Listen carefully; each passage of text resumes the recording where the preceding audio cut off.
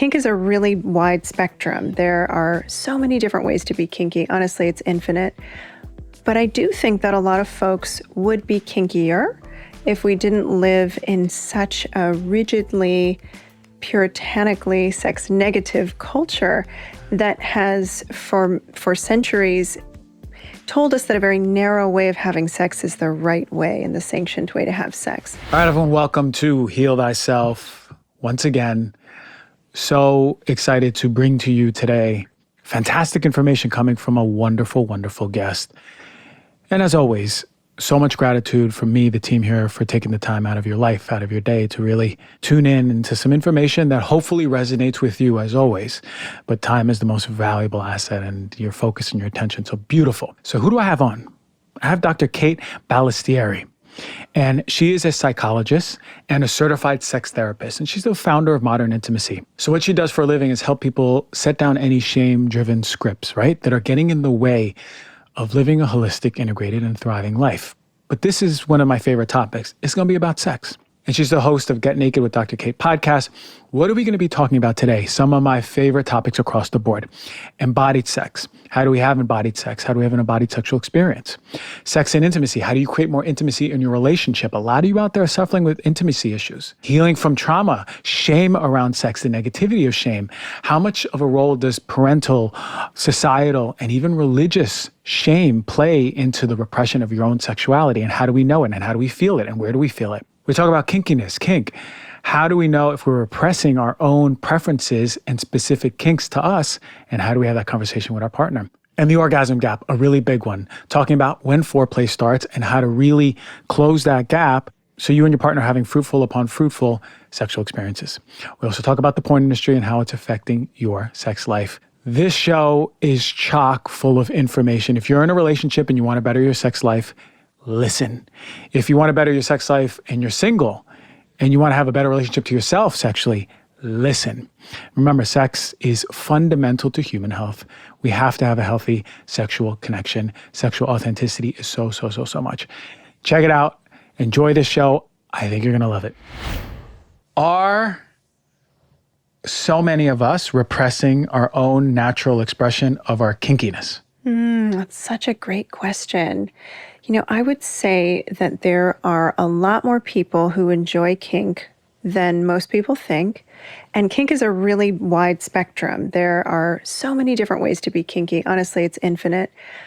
But I do think that a lot of folks would be kinkier if we didn't live in such a rigidly, puritanically sex-negative culture that has, for centuries, told us that a very narrow way of having sex is the right way and the sanctioned way to have sex.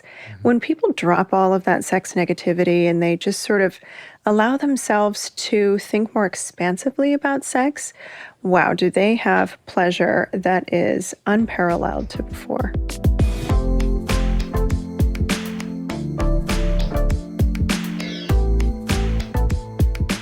Let's talk about AG1. If you are a longtime listener, you know I love AG1. I've been drinking it for about 2 years now. And I started drinking it because I wanted to find something to help me throughout the day to boost my energy and focus. When I started drinking AG1, I could feel a real difference in my overall health. That's because AG1 is a foundational nutritional supplement that supports your body's universal needs, like gut optimization, stress management, and immune support. Now, since 2010, AG1 has been dedicated to making a better product. And they led the future of foundational nutrition. And they've been refining their formula over and over and over to create a smarter and more efficient way to get you to your elevated baseline health. Now, all of you know this, because I said it so many times.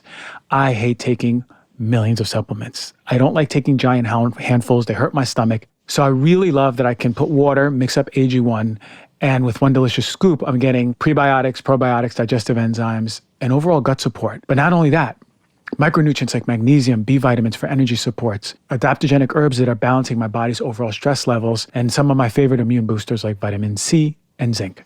AG1 is a supplement that I trust to provide support to my body's daily needs, and that's why they've been a partner for so long at Heal Thyself. Now, if you want to take ownership over your health, I want you to start with AG1. Try AG1 and you get a free 1-year supply of vitamin D3 and K2 and 5 free AG1 travel packs with your first purchase. Go to drinkag1.com/heal thyself. That's drinkag1.com/heal thyself.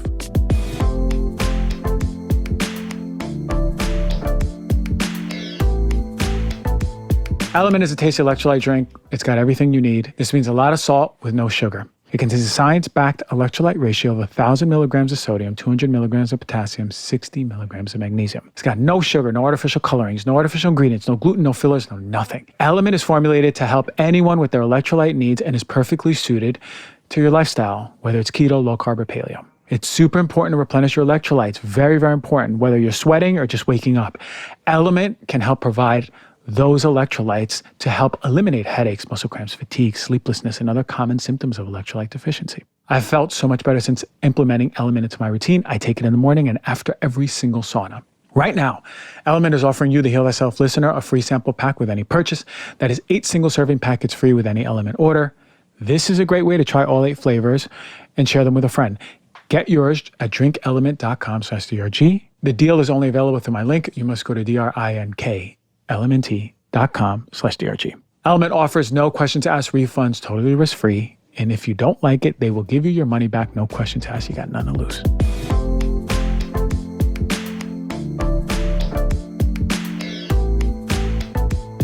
Now, this is where my head is going now. When we are in that sex negative dogma in our body, why aren't we able to express and feel that high amount of pleasure? Well, it's constricting, right? Sex negativity is limiting. It puts a damper on our bodies and on pleasure. It creates this experience for many people of shame in the body. And unless shame is your kink, shame really shuts sexual arousal down for most people. So, if we're walking around on this planet thinking that something that we're erotically excited about is bad, or that we're bad because we like it, that can really inhibit desire, and or it can create a compartmentalization of here's what I do over here, but it's not how I experience myself. And that fragmentation can create a lot of dis-ease in people's bodies. Yeah, I agree. I mean, at least from the somatic emotional stuff that I do, I find shame to be so deeply rooted. Yeah. And most of that shame is coming from sex negativity. Oh, for sure. Without even realizing. And, it's cultural, it's religious, it's parental, it's school, it's all these things where we're fitting into this jigsaw piece that we don't fit into. Right.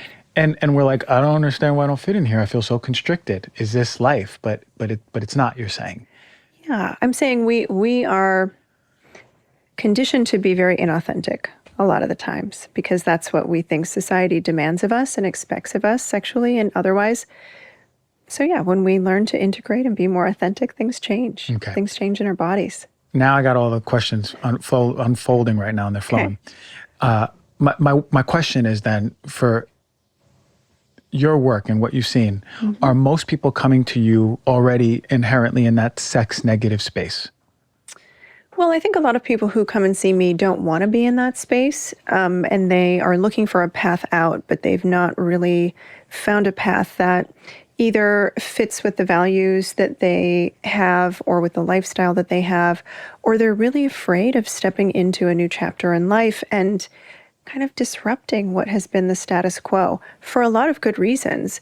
When people start to live in their authenticity, very frequently, they'll start to see relationships that were important to them change and maybe even drop off. Yeah. So a lot of folks have fear around how to create integration in their lives and protect the things and the relationships that are meaningful to them.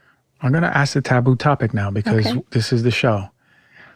How, and I'm coming from a spiritual standpoint, someone who grew up very religious. I got confirmed. I got my communion. I went to Catholic school. How much of a role does religion play in the constriction and shame that we hold for our own sex and sexuality? This is a controversial question. I think it plays a tremendous role. And for a long time, the overcoupling of religion and laws, and especially laws about sexuality, really inhibited how we saw our bodies, how we saw pleasure. And that has held really firmly across millennia. So When people leave high control religious groups or when they start to question experiences of high control religion, that deconstruction can feel like liberation in their bodies and sexually, but also existentially and spiritually. So there can be many great things that religion can offer people, but it definitely can have a negative effect on people's sexuality and the way that they experience themselves in that domain. I personally, and the clients that I've worked with, have a marked point in our health that was shame around sex and then after shame around sex, right? It was the growing up religious. There's a evil connotation. It is dirty. It is shameful. Right. And even as you grow up, those imprinting just pieces that are in you for so long, it's so young, even as you grow up and even just move away from religion, and like I found my own spirituality and I was meditating and consciousness and all the things, I didn't know it was still in my body. Like I didn't know that I was still constricting so much. And it wasn't until somatically I felt that shame that exactly you said, the liberation was felt. And I see that in clients where they go, oh my God, I am a sexual being. Whoa, like I was told that the very essence of me is evil or the very essence of me is wrong or to be shamed. And then they realize that who they are is without shame. It's unbounded. It's so powerful. And that unfolding is one of the most incredible things I see in any form of healing. It is actually beautiful. This is why I say sexual healing is like Marvin Gaye was on some stuff already. He was a prophet because he knew. So how do we begin to even know if we're in that really heavy shame with sex? Yeah. Well, if you're hiding your sexual interests, that could be self-protective, but it also could be rooted in shame. If you're feeling really bad about it, and if after you're sexual in the way that you like, or when you think about sex after you think about it or have a fantasy, if you plummet into an experience of shame or dysphoria, it's likely that you have some sort of shame, whether it's yours or you're carrying it for other people, that is really holding you back from feeling liberated. Now, I'll put out one caveat, and that is to say that a lot of folks who have sexual interests that maybe are not legal feel shame because they don't want to feel something interesting that is illegal.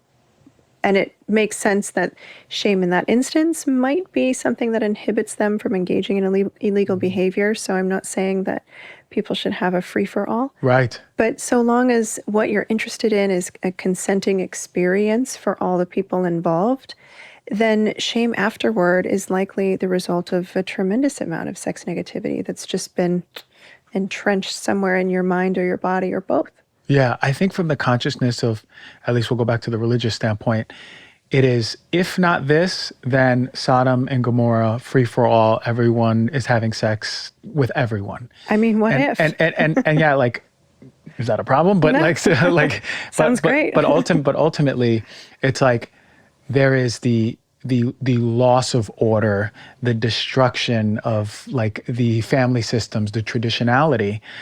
But for me, at this point in our consciousness, it's like, are we still holding on to so much of the things that are causing shame?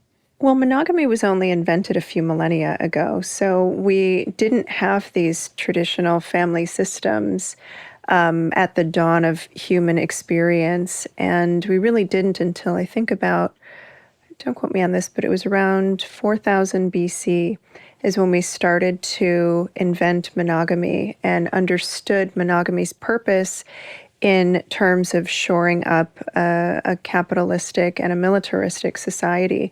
So it was a very intentional invention. And I do think that a lot of the fear around what happens to the degradation of the traditional family system or traditional family values if we are more sex positive is these other systems will be impacted, right? People will find more pleasure, more joy, more support. And some may still appreciate monogamy in that, in a different system, and that's okay.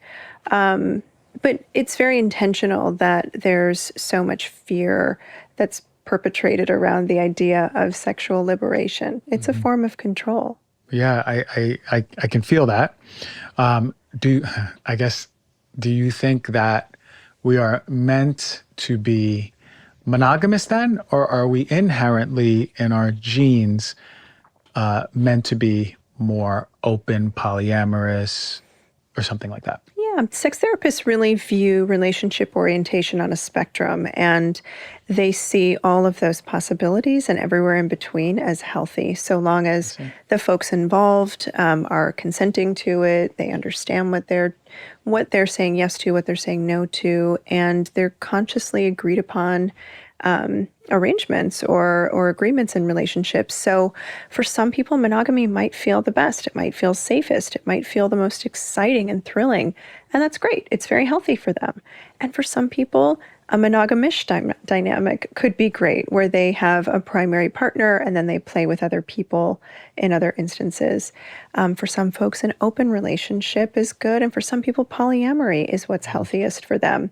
So we just, I think, would benefit from moving away from this rigid expectation of what a life and relational trajectory should be, because the reality is we have a lot more diversity in terms of what different people feel good doing. I want everyone viewing and listening, are you triggered by any of this up till this point? Because if you are, pay attention in your body. Notice where you're holding it. Notice where you're holding tension. It's very important. We can either be triggered and get really mad at the host and the guest right now, or we can go, okay, wait, maybe there's something in my body that's feeling constricted that is asking to open up.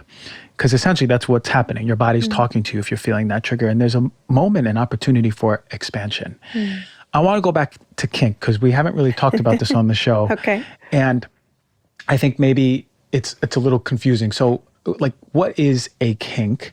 And how do we know if we are kinky? Great questions.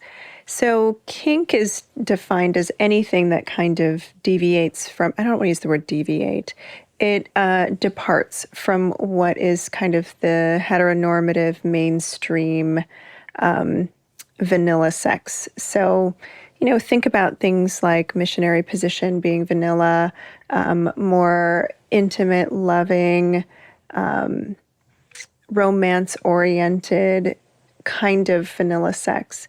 And kink is anything that is outside of that. And that can include, a lot of folks don't really consider anal sex to be kinky. I think we've incorporated that into a more normative experience at this point. But for many people, that does feel really kinky and outside of the mainstream. So it can include all different kinds of things under the acronym of BDSM. So different kinds of role play, different kinds of fetishes, like everything that feels outside of that vanilla sphere. And things that, for the most part, are sort of taboo for us to even, not even explore, but even acknowledge that, oh, wait, I actually kind of like this dynamic in bed, right? I mean, it might feel taboo for some people, and it might feel really front and center and prioritized for other people. Prioritized. So if someone goes, okay, I'm having, let's say, quote unquote, vanilla, right? Which is just the heteronormative sex that we talked about. How do we lean in and go, okay, wait, like, I might be a little more kinkier than I thought. Do we feel that in our bodies? Do we have thoughts? Do we enjoy some things that sort of, as you said, depart a little bit more and go, hey, I want to explore that? How do we start really leaning into, I might be a little bit kinky? I mean, I think some questions to ask yourself might be things like, do you like spanking, giving or receiving? Do you like different kinds of sensations on your body, like maybe the sensation of a warm wax or whipped cream or a spreadable chocolate? We would consider that a kind of kinkiness. Do you like to be blindfolded, or maybe have some of your senses enhanced or limited to really increase the stimulation that you experience? I mean, at its core, kink is about building intimacy, and that might feel like a bit of a paradigm shift, because a lot of folks think kink is kind of out there, and it's just this like no holds bar, like sexy thing. But it really is about sharing a moment. It's about negotiating boundaries. It's about coming to agreements. And folks who practice kink tend to be really well adjusted. And a part of that is because they take a lot of time in healthy kink scenarios to really communicate with their partners about what they want, what they don't want, what their partner wants, what their partner doesn't want. They find an agreement for the scene, and they really do prioritize mutuality.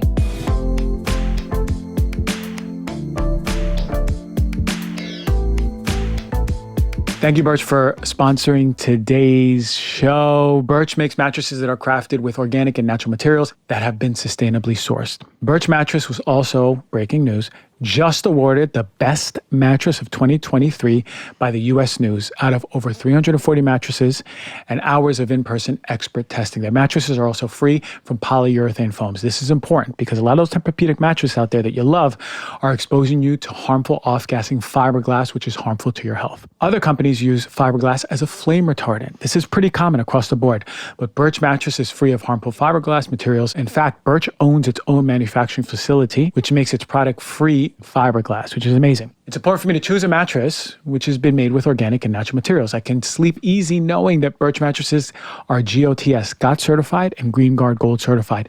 These are the two biggest standards when you're looking for a mattress, and they do it better than anyone. That means they're free, their beds are free from any of the nasty foams that are coming off of that bed for the life of the bed. I've had my Birch mattress for over 2 years now. I love it. With the Birch mattress, you get a 100-night sleep trial along with a 25-year warranty. The best part about it all is that Birch delivers your mattress right to your door free within the United States. And they also offer in-home setup and removal to make your buying experience as convenient as possible. It comes rolled up in a box, super easy to use, and each Birch mattress comes with 2 of their Eco-Rest pillows made from recyclable materials. They're breathable and better for the environment. So I love my Birch mattress. I know you're going to love it too. If you're looking for a new bed, check out Birch Living. Go to birchliving.com/healthyself to get 20% off of a Birch mattress plus 2 free Eco-Rest pillows. For your little ones, I want you to go check out Birch Kids Natural Mattress, which is a 2023 Good Housekeeping Parenting Award winner.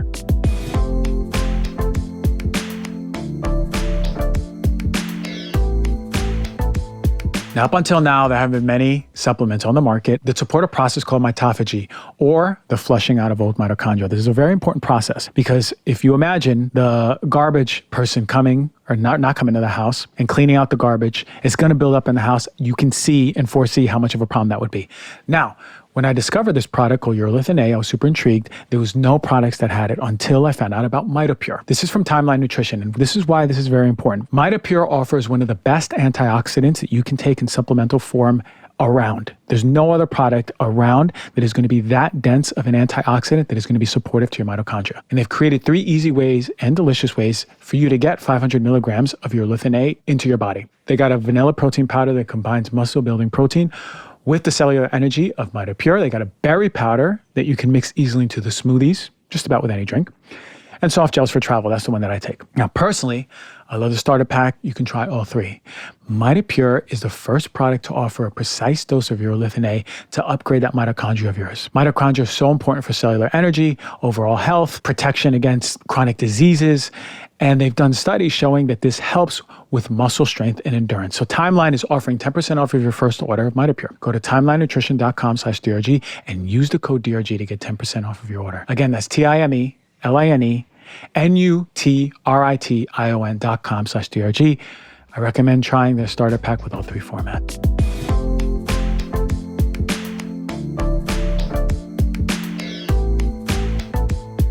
If you're communicating and negotiating butt naked, I'm sure you can do it in a coffee shop about, what coffee to get, right? It's like, it's so easy because you're doing it at such a charged, vulnerable moment. Yeah. So, it's like working on a skill in the heart and the highest level, right? It's funny you say these things, and I'm sure that people viewing, listening are like, wait a minute, I already do the blindfolds already, right? Oh, already I do the whipped cream or the wax or the handcuffs or things like that. Those are all falling under kink. Yeah, of course. Those are all different iterations of kink. Yeah, I might be more kinkier than you thought out there. We got some kinky people out here, okay? So that's beautiful. But I love because this is all about authenticity. This is like the overarching heal thyself mantra. It's like to heal yourself, it's about embodying, telling your cells that you're safe to be you. And like I said, one of the biggest glaciers that we hold is that sexual you. And if you're going to be you got to be all of you. But it comes into feeling like what's really authentic for you and communicating with your partner and things like that. The shame plays such a major role in this, but people listening and viewing, again, lean into the trigger and see how you feel. See how you feel about it. The communication, the consent. Now, there's people listening and they go, okay, I feel that my kink is too taboo. How do we even invite those people to explore that? Because I don't know the whole spectrum of kinks. There might be some really taboo stuff, but how do we open the space for people to be like, hey, listen, you mentioned consent, like you can be you as long as it's not hurting anyone or rooted in just fear, but it's actually rooted in authenticity. Is there a way for people to explore that? Yeah, I mean, first of all, probably 90% of the folks who come to see someone in my practice think that their kink is like super out there. And the reality is human beings are incredibly diverse. And that means we are also diverse in terms of what we like sexually. So if you like something, maybe there aren't a ton of people who like it that you know about, but there are other people who like it too. And when you start to inch your way into kinkier communities, you'll find that a lot of people are more open-minded and willing to try different things because kinksters really enjoy playing with a few different themes around power, around authority, and around sensation. And so when we look at how those things are made conscious in a kinky practice, it's really easy to understand that one person's stimulus and another person's stimulus help them accomplish the same goal, right? It just takes a different shape and form. And so it's important to give yourself permission to be exploratory. And if you're feeling like you don't know where to start, talking with a sex therapist is a great place to start because you can learn about, what other folks have liked and get a lot of really practical tips and ideas on ways to talk to people about what you like and invite them in so that if you're really nervous about being shamed or being rejected, I mean, that does happen because there's a lot of negativity and a lot of fear. We tend to fear what we don't know or don't understand as humans. But I think really working with someone and getting ahead of that can help you feel a lot more confident in your own sexual organization. And that confidence is often what allows you to cultivate those dynamics with other people. Beautiful. And it's important to have that conversation sort of early on and be like, hey, partner who I'm starting to like, and I see this going somewhere. This is parts of me that is like, I really love to express in the bedroom. And how do we meet? Or can we meet on here? Or is it like, no, I'm so not down? Because ultimately your expression is super, super important to your own health. Those conversations usually can be helped by a therapist, yeah? Yeah, they can be. Absolutely. So this is what I hear a lot. A lot of women say, oh, well, I don't know what I really want. I just like my husband or my partner just comes home and he's horny and he just wants to have sex. And I sort of like kind of just like do what he wants. Is this common across the board? So common because women for so long, thanks to religion and the things that we've been talking about, have been conditioned away from understanding their own sexual interests and instead prioritizing the sexual needs of their partners, especially in heterosexual relationships. There's tremendous double standard around men's entitlement to pleasure versus women's entitlement to pleasure. So many women experience their own pleasure if their partner is having pleasure, right? And that's not the same in reverse all the time. This is what I was trying to get at. This is the commonality. It's the pleasure difference. The orgasm gap. The orgasm gap. Yeah. What's the orgasm gap? So the orgasm gap, it refers to a study that was done. I think about 50,000 folks were polled, and they were people of all genders and all different sexual orientations. And what they found was that women who have sex with men achieved orgasm roughly 65% of the time, whereas men achieved orgasm around 95 or 96% of the time. So it's like a 30% gap in pleasure. And for men who have sex with men or women who have sex with women, that was a much smaller gap and difference in terms of pleasure and orgasm. So there's a lot that goes into that, including the sexual scripts that we inherit based in our gender socialization. But biologically, people with vulvas and people with clitorises have a much stronger propensity and capability for pleasure. I mean, people with a clit can have multiple orgasms, long ones. And that has been sort of conditioned out of a lot of women because of all the shaming that happens around women's sexuality.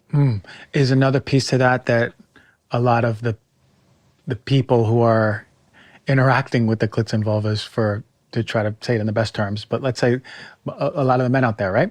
Are we just not learning how to drive a Ferrari? That's a big part of it sometimes, yeah.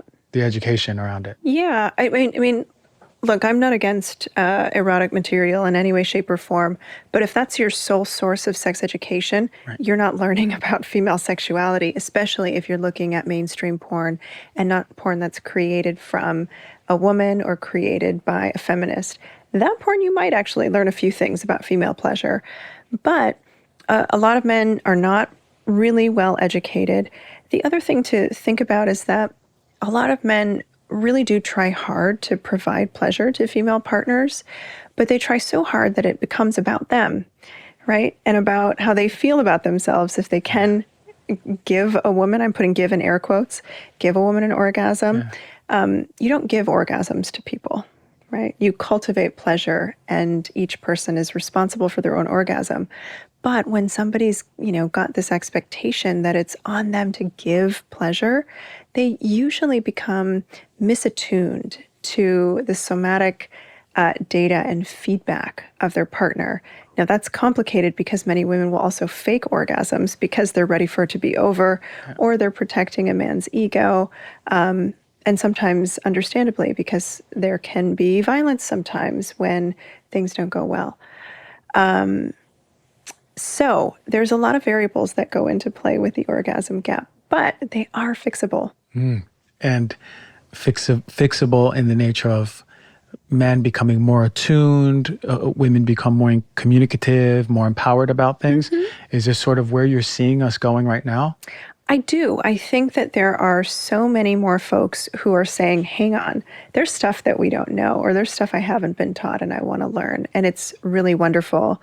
There are a lot more female-bodied people saying, hold on, I want to feel something in my body.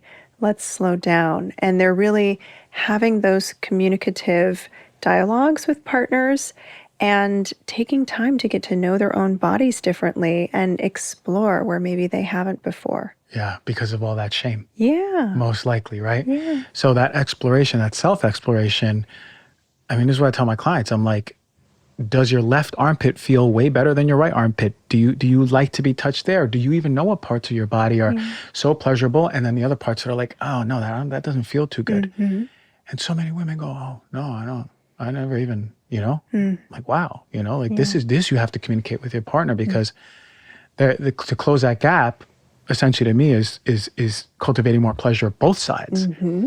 A lot of men go, yeah, I didn't give an orgasm, man. What a failure, right? But I think the best quote is, you don't give orgasms. You don't give orgasms. Right? You create that space and we cultivate that for ourselves. So it's beautiful to hear that we seemingly as a society are becoming more conscious, less shameful, having more tools in the toolkit, which is really powerful. And even sex material, there's a lot of it coming out that is coming from women or, like you said, feminists who it's sort of changing the consciousness around it. Now, Totally. The sex material that is traditional porn, and I know you said this is controversial, but I told you we're going to shake it up a little bit. Is that detrimental overall in the sexual health of how men approach sex? This is such a good question, and it's a really big question. First of all, men are not a monolith, right? So there's tremendous diversity in terms of how men consume porn and how it affects them and how it affects their worldview and their perspective about sex. So I don't want to use a broad brush to say this is how men are affected, right? I do want to say that the porn industry has notoriously been incredibly exploitative and has perpetuated a tremendous amount of sexism and misogyny. And the porn industry is responsible for how a lot of the material has been shaped over the last 50 years, 60 years, 70 years. So as we become more conscious and erotic material is made by more people for the view of more people, not just made by men for men, we see a diversity and an expansiveness of what erotica can look like and a more accurate representation of what really can happen sexually for partners. So a lot of the porn that's made in sort of mainstream porn it's criticized because it doesn't show realistic sex. It focuses a lot on genital stimulation. It focuses a lot on penile stimulation. It doesn't emphasize consent and show that. And so again, if that's your entertainment, that can maybe be okay. But a lot of folks go to porn as a source of education, and they are experiencing poor education as a result. And we don't have great sex education in the US as a default. So there just isn't a lot to counteract how a lot of people internalize what they're seeing with like real life sex, authentic sex on the side. But, you know, if you look at it as a fantasy and you have other education, it doesn't have to be detrimental to your sex life. Right, right. A lot of people have porn addiction.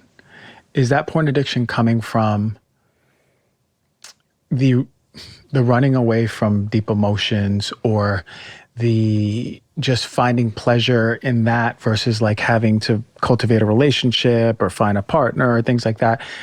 Because porn addiction is massive, massive. I've had people like write me DMs and I'm like, oh my God, there's a lot of people addicted to porn. But that's not my area of expertise. What is driving so much of this addiction?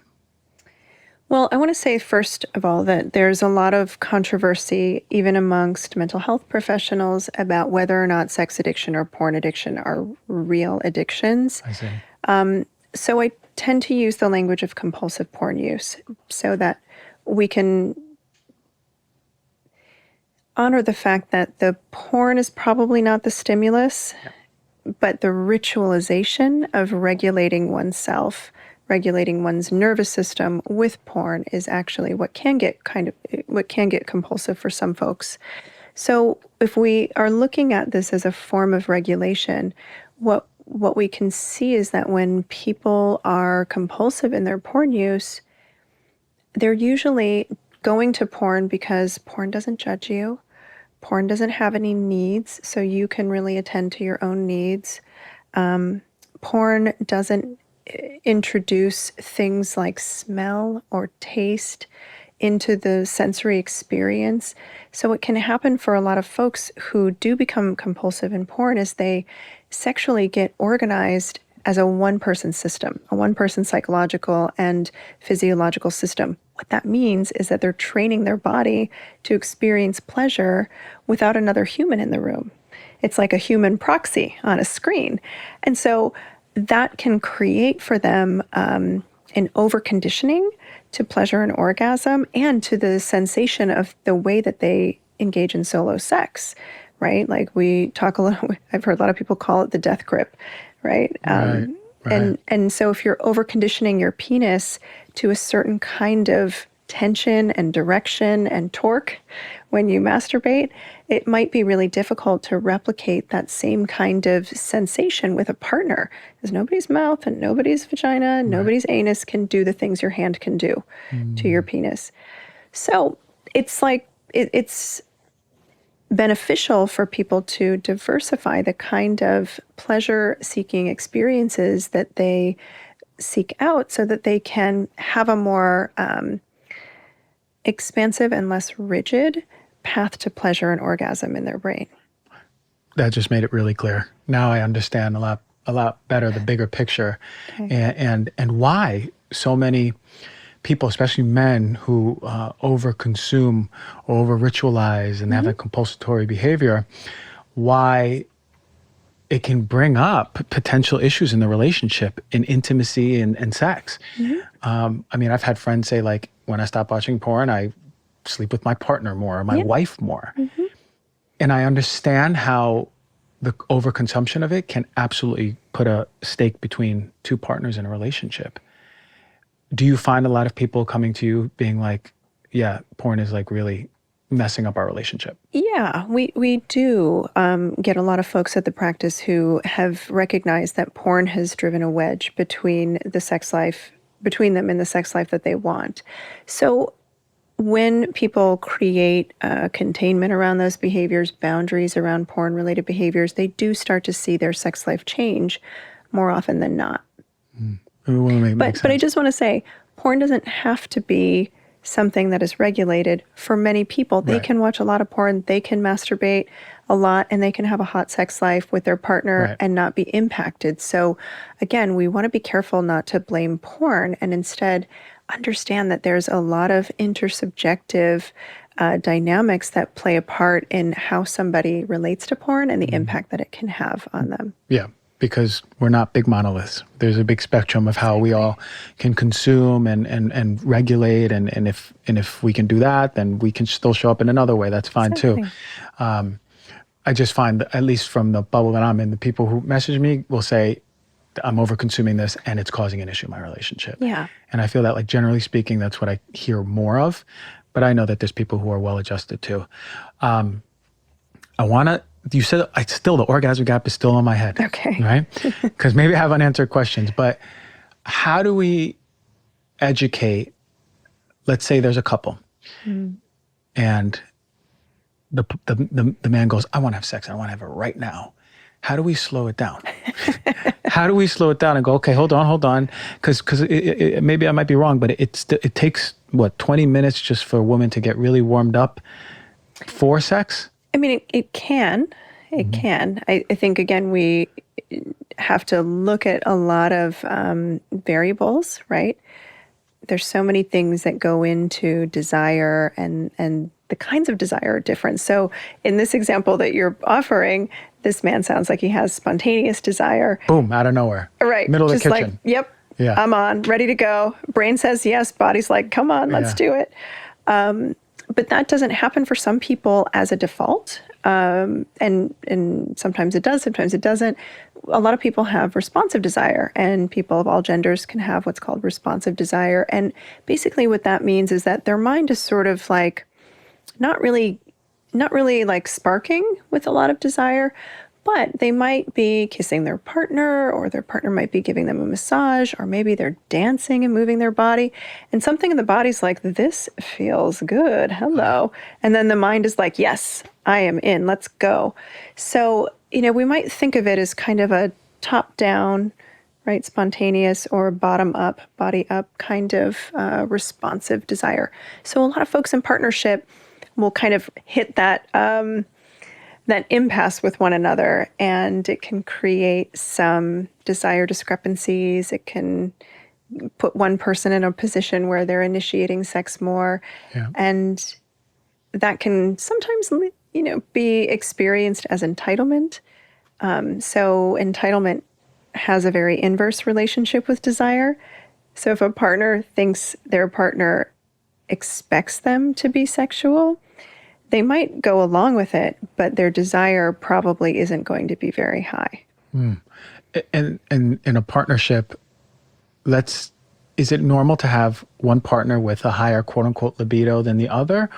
Or is that more signifying that maybe the one with lower libido hasn't really just expressed fully what excites them? Well, I think it's completely to be expected that people will have different levels of desire and libido at different times in their life. I mean, you're not always hungry at the same time your partner is. You're not thirsty the same time your partner is. You're not tired the same time your partner is. I don't know why we expect that we want to have sex at exactly the same time our partner does, right? Outside of this idea that we should just be one and have the same sexual experience and mind and desire and all the things that come with a lot of the way relationships are romanticized. But when people do get in a good rhythm, when they have balance in their relationship in terms of emotional labor, domestic labor, they trust each other, there's safety, they have the kind of affection that they want, that creates a really great context for people's desire and libido to be more on the same page. But yeah, it is common to have, different experiences of desire and relationship. Why would we ever think that everything's the same, right? Right. It's funny, but like, yeah, it's truly like really, really important. But what I'm hearing is like, for the orgasm gap, it's really important to have the foreplay even way before you even get into the bedroom or wherever you are. You said things like dancing or connecting or maybe cooking together. It's still, it's a form of connection that sort of already starts the process. Yeah, I often tell couples that foreplay starts the minute your last sexual experience ends. So how are you creating opportunities for erotica or for spark or for flirting or for fun with each other in between your sexual experiences? We are not light switches. So if things are feeling wonky between you, or if you're tired and you feel like your partner's not pitching in enough and there's not equity in terms of how you approach your shared experience, your shared relationship, that can, further those disparities in desire. And it can feel like a jolt then when the partner, who usually has less responsibility in emotional or domestic labor, has more room for spontaneous desire, when they're like, hey, you want to get something going? This partner's like, what are you talking about? I'm so tired. I have no room for that. I haven't even been thinking about that because I've been getting the kids' lunches and doing this and running the dog to, all the things. So like, how do you work together to make sure that you both have enough room to be in your bodies and to cultivate vitality as individuals so you have something to bring to each other? And I find that you said in the body, those somatic practices are really helpful to like get someone out of like, oh, the kid's this, and then get someone else, oh, these emails that I needed to this. It's like, let's bring us to the now moment where we're together, somatically connecting. What are some really good exercises that we can do in partnership or with wherever experience we're having to get into our bodies first? Yeah, so a great way to do this with a partner is to start with just some simple eye gazing. So you face each other, you can sit cross-legged, you can put your legs over each other's legs and behind each other's backs if you want to get a little closer. Some couples like to do this with their clothes on. Some couples like to take their clothes off and have skin-to-skin contact. So that's a good start. And a lot of folks say, oh, I hate eye gazing, or it's so uncomfortable, or all we do is giggle. And that's great, just be in your bodies with each other, because our bodies hold a lot of our emotional experience. So when we slow down and start to engage in eye contact, that can be a great release and a homecoming of sorts in your body. But if eye contact is really hard, or even if it's easy, you can add in some other nonverbal kinds of movements, right? So you might put your hand on each other's knees if that feels accessible, or you might put your hand on each other's hearts and just start accessing a rhythm in your breath and sync up your breath together. Some partners like to kind of move back and forth with one another or side to side. Create in your body some movement, some rhythm that helps your bodies code as safe enough with one another, interested, engaged, and that can help you drop down into your body a little bit more, especially if you choose to do all of that without any words.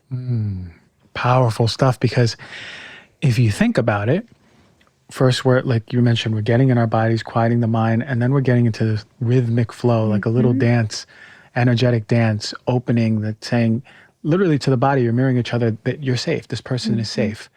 And a lot of people are suffering with sexual trauma from the past.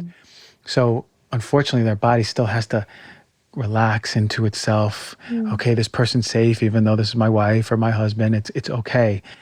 That practice and those practices for me are so important. And I find that if I recommend that to anyone, they're like, whoa. Yeah. Just to think, like, we're in our heads so much during sex. Am I good enough? Is this person going to orgasm, right? Man, am I going to last long enough? All these things are in the head going and going and going. My God, we're not even in our bodies. So imagine, heart-centric, really deeply connected sex, that's the medicine for me, at least. I mean, I hear that. Another thing, though, that can feel more accessible if somebody is having a hard time being that intimate. A lot of couples, when I give them that exercise to do, they don't prioritize it. It's hard to do it. And I think it's because it's so intimate that it brings up a lot of big feelings about how disconnected they have felt for a long time. There can be grieving and can be anger that comes up when you start to reconnect, because you think about all the time you've lost, or some of those resentments that you might be sitting on are more present. So sometimes massage can be another entryway into having a more embodied experience with one another. Is it? I know that there's this belief that, okay, some of us are more this than that, than that, than that. Like there's the kinky and the sexual and the sensual. Do you subscribe that? Yeah, we all actually have these inherent, like, overarching, this is how I show up more than the others, or are we sort of can we access all of them? I'll go back to what I said earlier. Humans are incredibly diverse. Yeah. So some people might have a more open sense of availability in terms of what they like or what they're willing to try or what might feel good. And for some people, they might have more of a rigid arousal. Only certain things or certain movements can help them, feel turned on or help them reach orgasm. And neither is good or bad or right or wrong. We're just organized differently sometimes. So whatever is your truth, I think it's okay to embrace that. And if you decide that if you want to lean into something and push yourself to create more expansiveness, then okay, you can do that. And if you decide, no, I like what I like and that works for me, then okay, then do more of that. Yeah. Right? I think it doesn't help us to judge ourselves or try to create these arbitrary categories and labels. Right. I think just lean into pleasure with consent, of course, but lean into pleasure and allow pleasure to be your guide. I love that because things can change and morph, and there's new experience. And for me, the soul always wants to experience something new. So the unfolding it's all okay if there's consent and letting pleasure be your guide. It's okay to be pleasurable. Yeah. Pleasure ain't sin. You're allowed to eat something and have pleasure. You're allowed to have a sexual experience and be in full pleasure. Actually, you deserve it. And to think that we don't is to me insane. It's insane to think that we don't deserve pleasure. I know. Capitalism has really done us dirty in this way because we often feel we have to earn pleasure, right? And that's perpetuated in the way that we work hard for a weekend or work hard for our 1 week vacation or whatever. So we get a lot of messages about how we're supposed to earn the right to rest or earn the right to pleasure. But rest and pleasure are an innate human right. Sex with another person is not a human right? But pleasure is something that we all have the ability to experience and don't have to justify wanting or reveling in. I don't know if I can top that with any question, because that was a beautiful way to really wrap that up. We are inherently predisposed to live a life of just joy and pleasure and smiles and dancing when we want to and eating the most sensual foods when we want to, and connecting back to life. Modern intimacy. Can you tell us what that is? Yeah, modern intimacy is the private practice that I founded in 2020. We have about 14 providers on staff, and we serve 7 states. So we can see people in New York, Florida, Illinois, Colorado, Minnesota, Texas, and California. And we have 2 really incredibly well-trained coaches on our team who work with folks internationally. So we work with folks in English, Farsi, Spanish, and we're really committed as a team to helping people set down any sort of shame-driving scripts that get in the way of them living a holistic, integrated, and thriving life. Man, is that on the website right there over the top? No, but maybe I should put it there. Yeah, I mean, because I am these just sentences are hitting my heart. Where do we find you? Modernintimacy.com is the best place to go. People can check me out on TikTok and Instagram at Dr. Kate Balestrieri. They can check out our YouTube channel, which is at Modern Intimacy, or there's my podcast, Get Naked with Dr. Kate. Get Naked with Dr. Kate. You're TikToking, huh? I am TikToking. I got to check out the TikTok. I'm excited to see these little tidbits. Well, look, thank you so much for talking about a subject that is near and dear to my heart. I said the Marvin Gaye thing because sexual healing is so powerful. It is. I've seen it in my own expression, in my own healing, and in my clients, and just friends, and even family. Like, this thing's unfolding. I think there's a consciousness that is sort of arising, and things are shifting.